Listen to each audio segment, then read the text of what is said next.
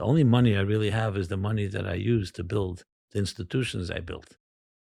The famous story with Moses Montefiore, a very famous one, but I'll share it.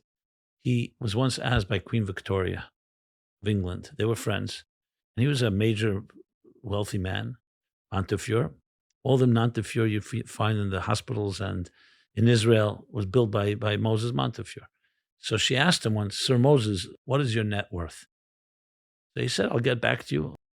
He came back and gave her a number, and she said, you mock me. I personally know you're worth much more than that.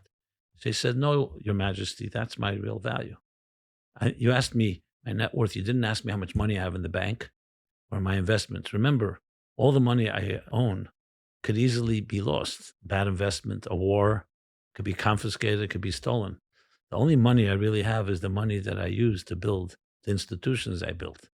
That's the number I gave you because that's forever mine. And I always wondered when I was a child, I used to ask my father, why do people commit suicide after the stock crash in the 20s?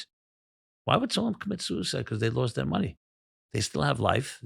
But then you come to realize that if the money becomes everything about you, that's your identity, my identity is gone. The best and healthiest thing is to teach ourselves and our families that it's about your purpose, your mission, and these eternal values. And I asked him, I said, to get your family back, would you give away all the money in the world?